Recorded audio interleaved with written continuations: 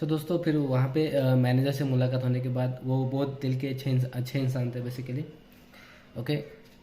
तो उन्होंने जब मैंने अपनी बात रखी उनके पास कि मुझे ये स्टेज में नहीं रहना है, मुझे कुछ करना है अपनी लाइफ में, एजुकेशन वाइज।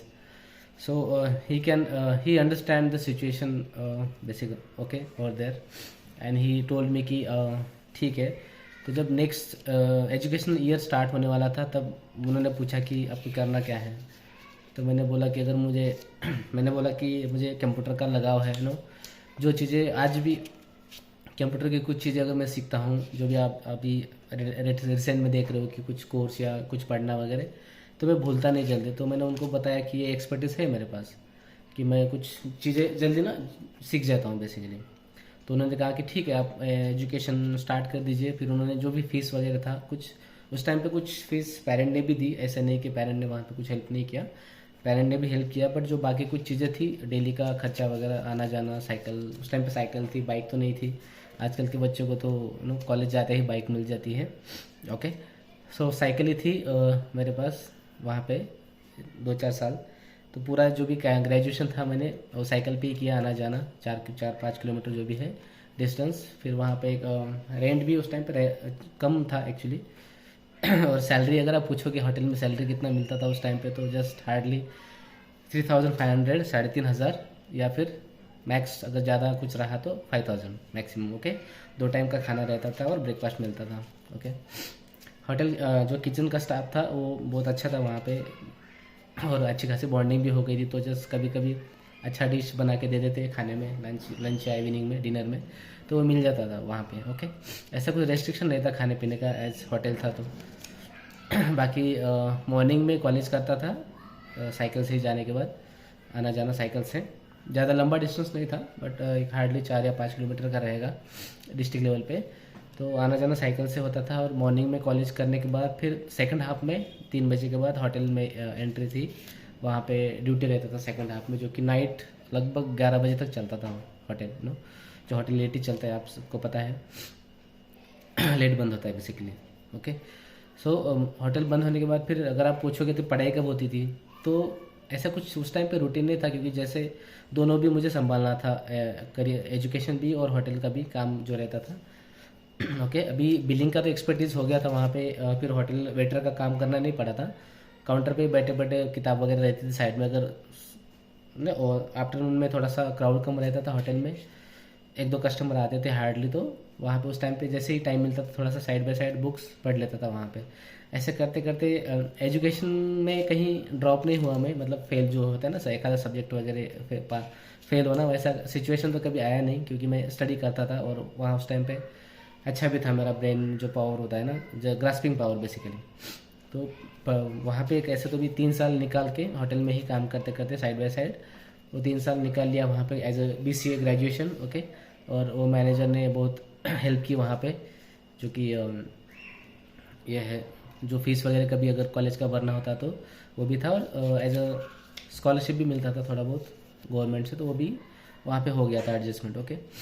उसके बाद फिर जैसे ही 2011 में पास आउट हुआ वहाँ पे, देखिए ये मैं ओवरव्यू जस्ट मोटा मोटा बता रहा हूँ, बट उसके बीच में जो डेली लाइफ का था वो बहुत जर्नी जो था वो बहुत हार्ड था मेरे लिए अभी एक्सप्रेस करना, बिकॉज अगर वो एक्सप्रेस करता जाऊँगा तो एक वेब सीरीज़ बन जाएगी एक्चुअली, क्योंकि इस बीच में लव स्टोरी है या बाकी जो भी स्ट्रगल्स है, लाइफ है, वो सारा कुछ उसमें चीज़ आता है।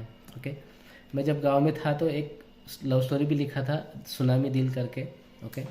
तो वो एक्चुअली गांव में जब प्रॉब्लम हुआ तो वो गांव वालों ने, जो भी मुखिया रहता है गांव का, उन्होंने वो फाड़ दिया था किताब। तो मैंने एक पूरा बंडल लिखा था एक्चुअली, लव स्टोरी, बहुत उसमें कुछ गाने वगैरह ऐड करके वो सब ऐड किया था। मुझे लिखना पसंद है, आज भी लिखना पसंद है, बट उतना मैं लिख नहीं पाता because of the timing and the personal other priorities. But अगर आप जानते हो, मैंने बहुत बार पोस्ट भी की है, तो मैं पर्सनल डायरीज मेंटेन करना बहुत मुझे अच्छा लगता है।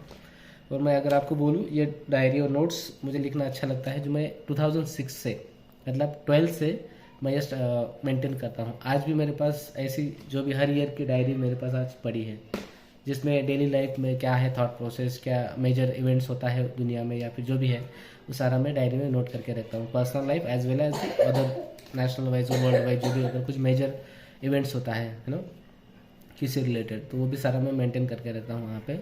अगर आप मुझे पूछोगे 10 साल बाद वो दिन पे आपने क्या किया था, तो डेफिनेटली आपको मेरा डायरी में मिल जाएगा। ओके डेफिनेटली मैं डायरी पब्लिश तो नहीं करूँगा जिस पर्सनल, ओके, बट ये सब हैबिट है जो मेंटेन करता हूँ मैं, बेसिकली आज भी मेंटेन करता हूँ 2006 से। Okay, so you can just आप अंदाज़ा लगा सकते हो कि ये कैसे है। उसके बाद ग्रेजुएशन 2011 में जैसे ही ख़त्म हुआ तो मैं जस्ट वेट नहीं किया कहीं पे कि कहीं मुझे गवर्नमेंट पे अप्लाई करना है या कहीं कॉम्पिटिटिव एग्ज़ाम देना है, जबकि आजकल बहुत सारे बच्चे करते हैं वैसा कि एमपीएससी करते हैं 2 साल 4 साल, और फिर कोई अगर अपॉर्चुनिटी नहीं मिलती है तो हार्डली क्या होता है कि एक मोरल डाउन हो जाता है। फिर हो सकता है कुछ बच्चे जो माँ बाप है शादी करवा के बस काम हो गया उनका। तो ऐसा कुछ सिचुएशन मुझे तो नहीं आया है। मैं जैसे ही पास आउट हुआ 2011 में इमीडिएटली पुणे में जंप किया मैंने। जो एक फ्रेंड है उन्होंने मुझे सपोर्ट किया था उस टाइम पे। इस करियर में बहुत सारे लोगों ने मुझे टाइम टू टाइम मुझे सपोर्ट किया था, इसलिए I believe in this support to others. That's why I started this YouTube channel basically, so to help other community folks. Okay, so इसलिए मैं हेल्प करते रहता हूँ बाकी लोगों का, हो सके पर्सनल लाइफ में भी, सोशल मीडिया पे भी, और जहाँ पे मुझे चांस मिले। ओके, सो 2011 में फिर इमीडिएटली मैंने पुणे में आके with the help of friends, okay, उस टाइम पे फिर नॉन आईटी में मैंने करियर स्टार्ट किया 1.5 साल में। इधर पुणे में ही चाकन एरिया में है बेसिकली। सो वहाँ पे 1.5 साल करने के बाद फिर with the help of friends again, जो ऑलरेडी मेरे कलीग थे कॉलेज के, आज भी वो फ्रेंड ही है अच्छे। हम नॉर्मली थ्री इडियट्स बोलते हैं, हम 3 जने जो बहुत सारे प्रैक्टिस करते थे लिनक्स के। तो उसके बाद फिर उन्होंने हेल्प किया मूव होने का नॉन आईटी से आईटी में। ओके, 1.5 साल के बाद तो वहाँ से मेरा एक्चुअल लाइफ स्टार्ट हुआ आईटी में। ओके, एंड देन उसके बाद जो भी धीरे धीरे स्ट्रगल हुआ सीखने को, जो भी बाकी चीज़ें हैं, time to time upskill करना। ओके, मैंने कोई स्पेशली इंस्टीट्यूट तो कहीं ज्वाइन नहीं किया था कि मुझे ये सीखना है वो सीखना है। हाँ, ग्रेजुएशन का टाइम पे किया था जो लिनक्स उस टाइम पे सीखा था, but which is very minimum. Like वहीं से एक टर्निंग पॉइंट था, क्योंकि आगे क्या करना था एज अ रूरल एरिया में अगर आप पूछोगे किसी बंदे को तो पता नहीं रहता कि आगे क्या करना है। ओके, बट वहाँ पे वो टीचर ने वहाँ पे एक टर्निंग पॉइंट मिला वहाँ से इंस्टीट्यूट ज्वाइन करने से। ओके, जो डिस्ट्रिक्ट लेवल पे था तो उसके बाद फिर आईटी करियर स्टार्ट हुआ, और आज लिनक्स देन AWS और बाकी डेटा सेंटर वगैरह काम करते करते लाइफ यहाँ तक आके पहुँचा है। तो ओवरऑल मैं यही कहना चाहता हूँ कि लाइफ में अगर जीना है तो definitely internal motivation is very important. Okay, अगर आप एक्सटर्नल मोटिवेशन चाहते हैं तो जस्ट आपको 1 या 2 दिन आपको मोटिवेट कर सकता है, बाद में सोडे की बोतल की तरह फुस हो जाता है। ओके, जैसे आप सोडा की बोतल कुछ टाइम के बाद शांत हो जाता है। जब तक आपको इंटरनल मोटिवेशन नहीं मिलेगा कि आप करना क्या चाहते हो, आपको किस पोजीशन पे जाना है, तब तक आप करियर में सक्सेस नहीं कर पाओगे, या फिर जो कॉन्फिडेंस होता है लाइफ का वो नहीं मिलेगा। ओके, सो वही मेरा मेन थॉट प्रोसेस है कि जहाँ हो सके दूसरों की मदद करना, और internal motivation is very important, और खुद पे भरोसा करना। अगर मैं होटल में ही अगर मैं सोचता रहता कि चलो यही लाइफ है, अब यही जीते हैं, तो यू कैन थिंक लाइक कि मैं यहाँ तक डेफिनेटली नहीं आता।